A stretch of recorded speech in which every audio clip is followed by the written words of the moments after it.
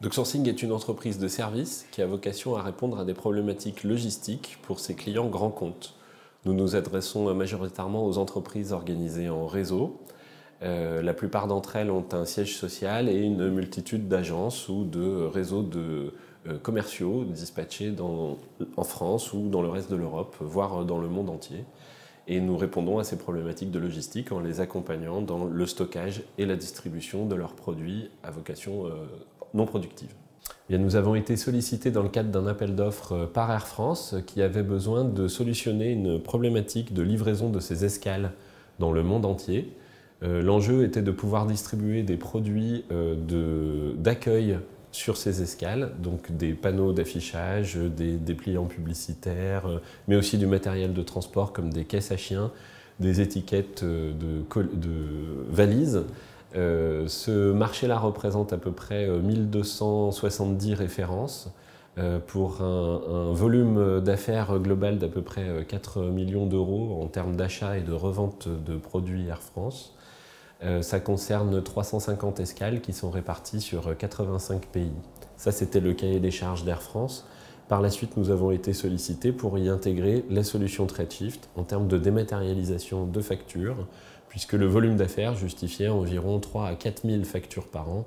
Il n'était évidemment pas question de les produire sous forme papier. Nous avons donc adhéré à la proposition de notre client en utilisant la solution TradeShift.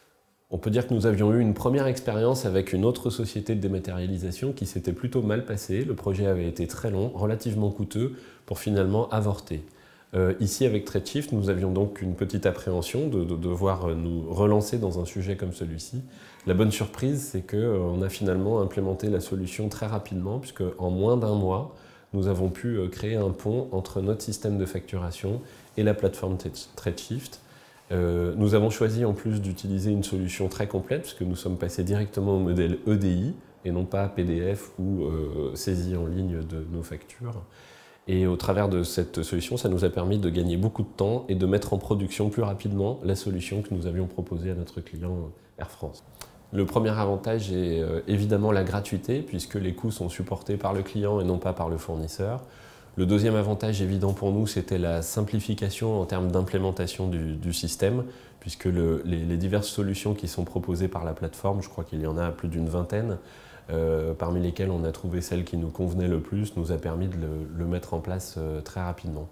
Troisièmement, ça nous donne beaucoup de visibilité, puisque maintenant nous pouvons exprimer auprès de nos futurs clients notre capacité à dématérialiser au travers de cette solution. Alors, je dirais d'abord de ne pas craindre le principe. Le mot de dématérialisation de facture fait souvent peur, et je pense que beaucoup de fournisseurs ont été un petit peu échaudés par des principes qui avaient été édictés par de grandes marques précédemment. Je crois qu'aujourd'hui, il faut s'en remettre à ces nouveaux modèles tels que TradeShift qui sont beaucoup plus agiles et donc beaucoup plus faciles à mettre en place. Donc ce que je dirais, c'est déjà allez-y, hein, il n'y a pas de crainte à avoir. Le deuxième, c'est de bien mesurer l'enjeu qu'il peut y avoir entre le volume de factures et le volume des montants facturés et de choisir la bonne voie. Vous allez avoir de petits fournisseurs qui vont choisir de saisir, d'autres qui vont choisir de poster des PDF et puis enfin des fournisseurs comme nous qui avions un gros volume et en même temps un gros chiffre d'affaires à facturer, eh bien nous avons choisi l'EDI. Donc c'est de bien analyser la situation dans laquelle on se trouve et de ne pas hésiter à peut-être choisir une solution un tout petit peu plus luxueuse que celle qu'ils avaient envisagée, parce que plus tard ils seront peut-être amenés à facturer de plus gros clients et dans des conditions plus volumineuses.